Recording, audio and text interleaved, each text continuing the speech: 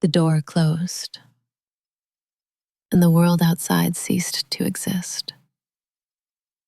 All that remained was the echo of our laughter, still clinging to the delicate fabric of my wedding gown. And him, my husband, standing by the window, a silhouette against the city's glittering, indifferent lights. The silence between us was no longer comfortable. It was a living thing, thick and heavy, pressing down on the rose petals scattered across the floor. I took a breath, the scent of my perfume and his cologne mingling into something unfamiliar, intoxicating. "We did it," I said, my voice barely a whisper in the vast, opulent room. He didn't turn. His shoulders, so broad and sure just hours ago, seemed tense under his crisp white shirt. "We did," he finally replied, but the words were flat, empty. A chill, faint and inexplicable, traced a path down my spine. This was not the man who had wept openly at the altar. This was a stranger. I reached up, my fingers trembling, to undo the intricate veil pinned to my hair. It caught. "Could you—" I started, but my request faded into the quiet. He moved then, not with the eager speed of a new husband, but with a slow, almost reluctant deliberation. His footsteps were silent on the plush carpet as he crossed the distance that felt suddenly like a canyon. He stood behind me, his warmth a whisper against my back. His hands rose, and I waited for his touch, for the gentle fumble of love, for the promise of this night. But his hands didn't seek the veil. They settled, heavily, on my shoulders. Not a caress, a grip.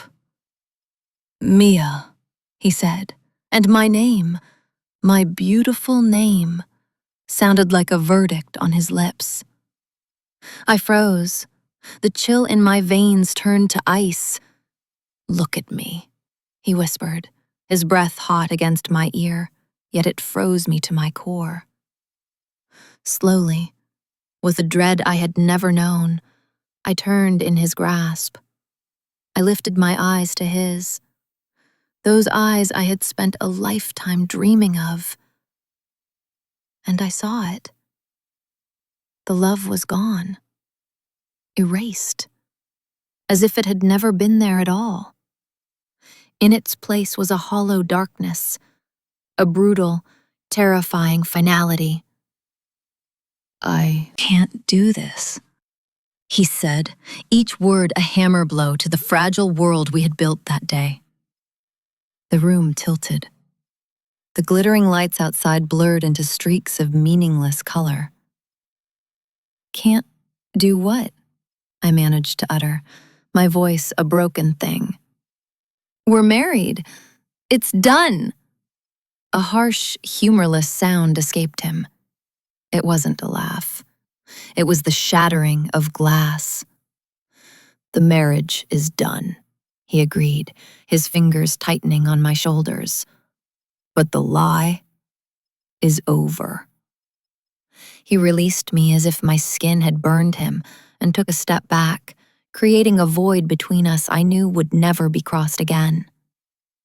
"What lie?" I cried, the tears finally breaking free, tracing hot paths through my carefully applied makeup. "I love you. You love me. We swore it. Today. In front of everyone." He turned away, running a hand through his perfect hair, now disheveled with his anguish. "I loved an idea," he spat out, his back to me. "A fantasy. The perfect girl, with the perfect smile, for my perfect life." He faced me again, and his expression was one of raw, unvarnished pain. "But you're not perfect, are you, Mia? And this, he gestured wildly between us, is not my perfect life." The accusation hung in the air, monstrous and incomprehensible. "What did I do?" I pleaded, sinking onto the edge of the bed, the satin coverlet cold beneath me. "Tell me what I did wrong. On our wedding day." "You existed," he roared, the force of it making me flinch. Then his voice dropped into something more terrifying. "You were just there. And I looked at you walking down that aisle, and I felt nothing. Nothing but a deep, cold terror." He sank into a chair, his head in his hands. The dress, the flowers, the hundreds of faces. And all I could think was, I have to spend the rest of my life pretending to feel what I don't. Every word was a laceration. I could barely breathe. "So all of it," I whispered, the truth dawning with horrific, slow-motion clarity. "The proposal in the rain? The way you said you'd never loved anyone like me? Planning our future? Our children's names? Was that all part of the lie?" He didn't answer. His silence was the most devastating answer of all. It had all been a performance. A beautiful, elaborate, soul-crushing performance. And I, the adoring audience of one, had believed every single glorious second. The weight of it collapsed onto my chest. This wasn't a fight. This wasn't a cold feat. This was an annihilation.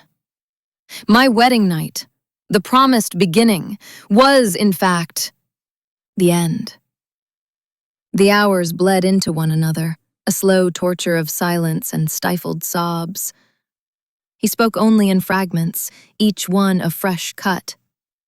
He spoke of pressure, of expectations from his family, from his world, how I fit the picture so perfectly, how he convinced himself the feeling would come. He confessed that tonight, seeing me alone, the performance over, the reality was a wall he could not scale. I sat amidst the ruins of my joy, the silk of my gown now a shroud. I watched the man I loved dismantle our entire history, piece by precious piece, until nothing sacred remained. As the deepest part of the night clung to the windows, a final, terrible question formed on my lips. Why didn't you stop it? You had 100 chances. 1,000. Why did you let me stand there and vow my entire life to you? When you knew, you felt nothing.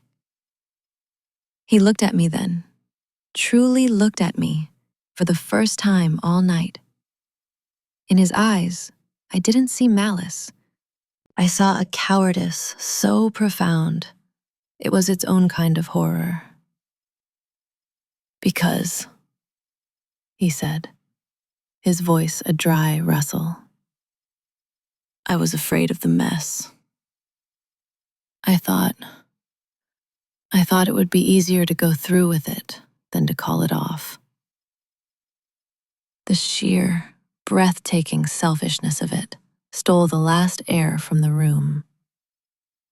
My heart didn't just break. It dissolved into ash. The first pale hint of dawn began to bleed at the edges of the curtains. It was over. He slept, fitfully, on the couch, a blanket thrown over his tuxedo. I, still in the wedding gown that now felt like a costume of shame, stood at the same window he had hours before. The city was waking up, a world moving forward, utterly unaware that mine had ended. I looked at my reflection in the glass, a ghost bride, her smile erased, her eyes hollow. This was the story of my wedding night. Not of passion or whispered promises or a joyful beginning, but of a quiet, exquisite death. The death of love.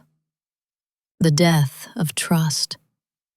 The death of the woman I was when I believed in fairy tales. And as the sun finally rose, casting a cruel, bright light on the discarded roses and the untouched champagne, I began the lonely, painful work of learning how to breathe again. Without him. And without the dream that had, for a little while, made me feel so perfectly and so tragically